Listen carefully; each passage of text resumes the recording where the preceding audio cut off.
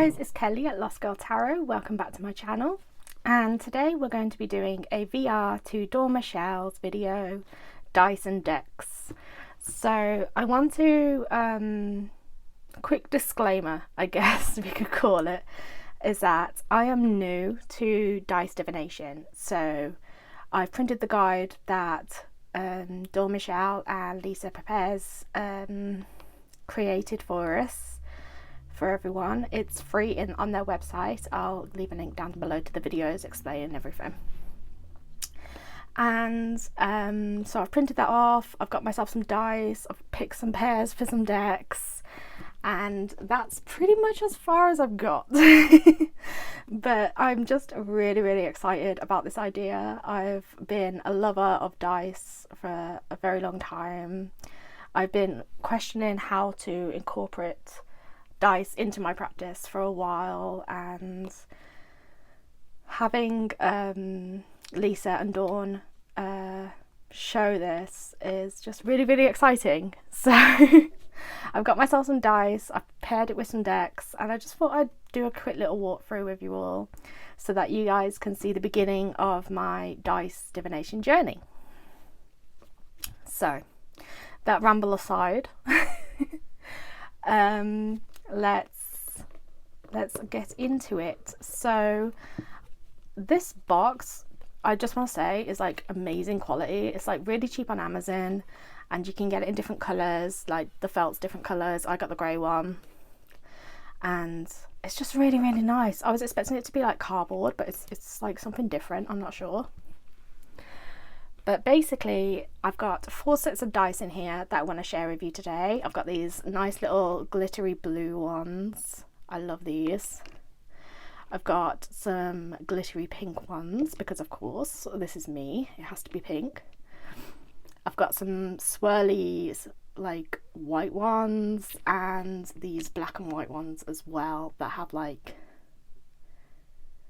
I don't know what it is. It just reminds me of something from Harry Potter. So I have these 4. These are all off Amazon in like those like cheap packs that you can get, and I've also put a little rose quartz heart in there because it's me. I've got to have some rose quartz, and a little carry bag just in case I want to take any of the dice out and carry them around with me. So what we're gonna do is how am I going to do this video? This video is like quite different to my usual content. What I'm going to do is I'm going to show you the decks, and then we're going to pair them with the dice. So I'm just going to set the dice aside. Hopefully you can still kind of see them.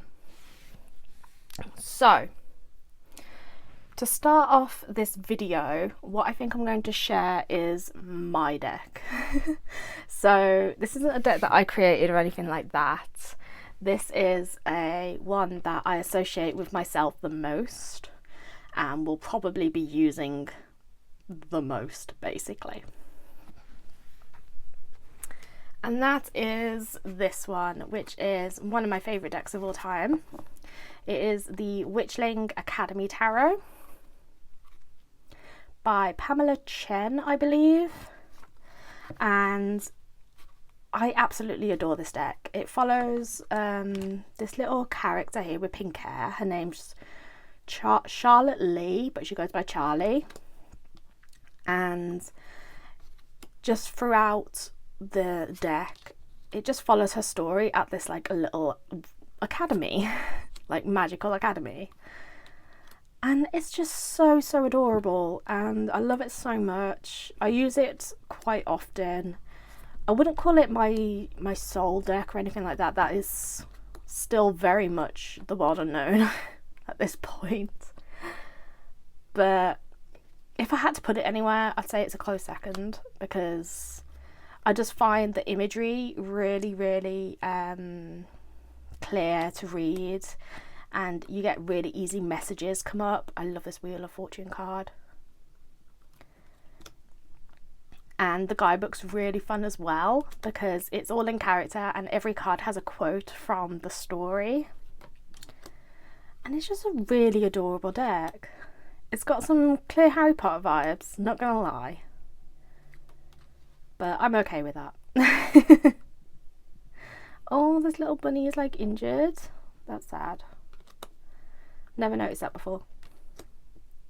I love this full card. Like, she's got a little broom with a bow. Oh, she's so cute. So that's this deck. One more card. Queen of Cups. Oh, with an otter. Love it. A pirate otter as well. So this is one that I think I would like to pair with some dice and give it a go. This will probably become my practice deck, if nothing else. If we lay out some cards, let's do this. And then the dice that I'll probably pair with this is the pink ones, because they match Charlie's hair. So I'm really cautious about knocking them off the back of my table because they will never be found again. But, oh, okay. I like that. What do you guys think? Like, I think this is really, really cute, and I think it's the perfect match. Like, the writing is almost kind of Harry Potter-esque as well. Like, it's got that kind of font. Yeah, okay. This was a really good choice. I'm really excited about this. Let's put them away. Okay. So this is going to be the deck that I use for my pretty pink glittery dice, and that was the Witchling Academy Tarot. Next up, I'm going to talk to you a bit about my deity practice. So I have two divine masculine figures who I work with primarily. I'm yet to find a divine feminine one because I used to work with Aphrodite, but I no longer work with her. So we're going to talk about my divine masculine figures, and the first one I'd like to talk to you about is the work that I do with Hermes. And I have two specific decks that I use to talk with Hermes, and that is the Inkwitch Tarot by Eric Mayle and the Wild Mystic Oracle card deck by Anastasia Catris. So the Inkwitch Tarot is an independent deck. This is the first edition, I believe. I believe there might be a second edition out now that has a guidebook, but my edition didn't come with a guidebook when I bought it. And this is my Hermes deck. Like, every time I look at it, it just makes me smile. Because I've worked with Hermes for, 6 years now? Going on 7. But he was the first deity that ever reached out to me, and he's my main guy, you know? I call upon him when I feel a bit lacking in motivation and lacking that drive.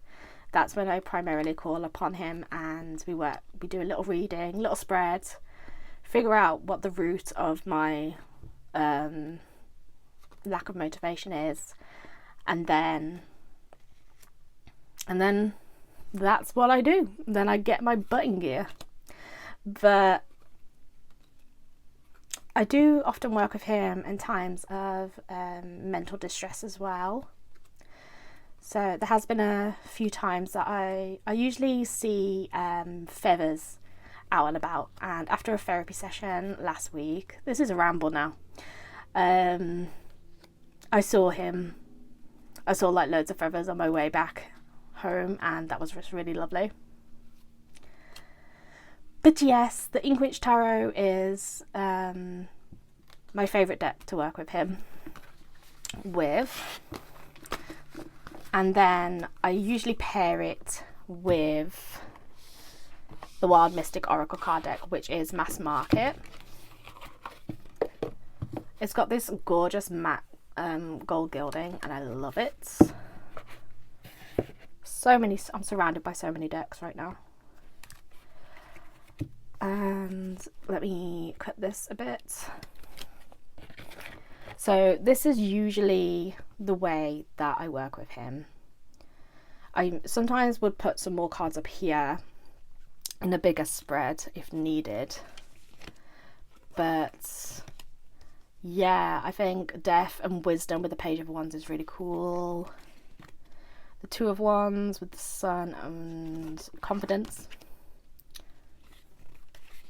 It's just a really good deck to work with together. And I find this absolutely stunning. So I realise this is more about the dice than it is about the decks, but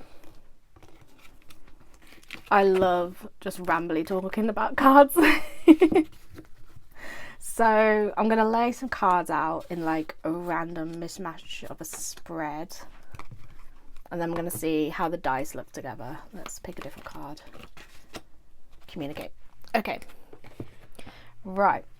So this is the spread. I use these white, I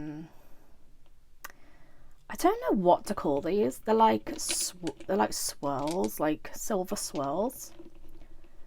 I use this as my Hermes dice. And let's just... Ooh, okay. I really like these together as well. Oh my god, this is so much fun.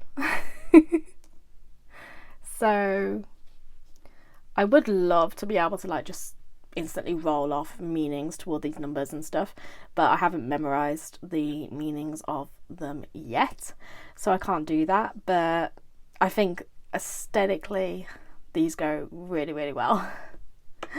And I'm really excited. So yeah, these are definitely going to become my Hermes dice. So I'm really excited about that. And I love these decks together as well. The other divine masculine figure I like to work with is a bit of a secretive one that I have. So this will be my first time like talking about it out loud, really. But it's a pop culture deity. And he goes by the name of Fido. So it's kind of like if you know, you know type situation. But I should probably just ramble about who it is, shouldn't I? Okay, so from the Fantastic Beasts and Where to Find Them series, the prequel series, as it were, to the Harry Potter series. If you know that series, it's Newt Scamander. And I refer to him as Fido, which is one of his middle names. And I work with this pop culture deity in a very specific way. But one of the decks that I mainly use is the Herbcrafters Tarot by Letitia Guthrie. I could have butchered that name, I'm really sorry. And this is a mass market deck, and I use this as a way of communicating with Fido. If you think pop culture deities are silly, like, that's absolutely fine, you can just skip this part, but I really enjoy working with them, and especially Fido, because it has a very personal meaning to me. I think he's very wise. I think he's very he overcomes a lot of confidence, he overcomes a lot of awkwardness. He's unashamed to be himself, as it were, and navigates his way in the world being passionate. And that's kind of what I take upon myself when I'm feeling quite lacking in confidence, lacking in self-belief. That's when I would call upon Fido and do a little spread about my confidence, primarily using the Herbcrafters Tarot, and as well as the Fauna Inspiration cards. And this is just the deck I associate with him, because in the movies you might know Newt Scamander making potions. He's very good at potions while taking care of animals and things like that. So I use the Hercrafters Tarot primarily. And then I pair it with the Fauna Inspiration cards, which are all based on animals. And these cards are absolutely stunning. Like, I'm not sure if it's still in print. I think you can still get them. It's been a long time. But these are like watercolor images. So, and it's on like quite watercolor type paper. And on the back there's like a message. And these are just perfect to use. I think these are absolutely stunning. And I usually only pull one animal and then a few tarot to go with it. And I love using these to communicate with him because animals, he's a magic zoologist, as it were. And it's just, yeah, it's just really, really effective. So I'll put them in a little spread for you before we roll his dice. So let me pull some new cards. We'll have this one, and this one. This video is going to be very different, but I hope, and I'm a bit awkward, but I hope you'll stay with me and bear with me with this. Oh, we'll pick the otter. So his dice are a bit dark, but I don't know if you can see properly, but it's got like some black wisps inside, and it reminds me of, if you know the Fantastic Beasts movies, the Obscurus, which is the main bad guy, as it were, in the first movie. And you can kind of see it in the one. I hope it shows up on camera, but it's very wispy and it reminds me of the Obscurus, so I use that as his dice. And I think even though the colours don't really go, I think the meaning behind the dice go really well. If we move them around a little bit, I think I could gel with this. I don't want to use a green one, because a green dice, because when I play D&D with my partner, my character's dice are green, so I have that association with the colour. But I think this goes. I think it's quite mature and fancy. So that is Fido's dice. And that is for my pop culture deity work. But I absolutely love these cards and I recommend them because they just feel so nice. It's like watercolor paper. It feels so good. And for the final dice that we're going to be working with is my sparkly blue dice. Bear with me while I pack all these away. And this one I found really, really challenging to pick a deck for, because I don't really have many that go with blue. I realise I'm lacking in blue decks, like a lot. So trying to find a blue deck was really, really challenging for me. But what one I settled on is one I haven't used in a while, but I've really been itching to go back to it. And that is my Mystical Manga Tarot. And I discovered today that I have lost the guidebook for it, which is really upsetting. But it might look like it doesn't really go, but when you get to the cup suit is absolutely stunning in this deck, and it is also my favourite suit of the tarot. So I thought maybe I could use it for that. So the Mystical Manga Tarot is quite a challenging deck for me. It's a little less like my favourite deck, and more that is like, it's got a little bit of an edge to it, and it takes a little while to understand the suits because it just has the numbers, it doesn't have the suit name on them. But look at this death card, like that is edgy. Like here, like you have to really dive deep into the imagery to actually see what is happening rather than just reading the keywords, which I think is quite good, and it gives you more practice into actually working with tarot imagery rather than relying simply on the keywords that you know of the names, which I like. I think that's really helpful.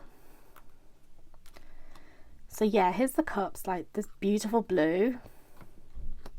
The knight in particular is like, if I show, like these are the dice, I think, yeah, they go. I think they're really nice.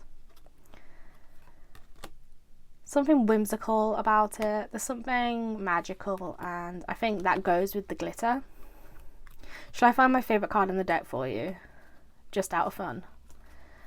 Because it's the whole reason I bought this deck. For this one card. Do you ever do that? It's gonna be right at the bottom. Here he is. The Fool. Look at him. Like, this is like, I don't know if this is gonna sound weird, but you know, like tarot crushes, tarot card crushes. This is my tarot card crush. So what we're going to do, we're going to lay them out in a random order, like this. Oh, we can lay this flat because we don't have an oracle. And now, if I get all the blue dice, none of these are the cups cards, so this is going to be interesting to see if they match. But fingers crossed.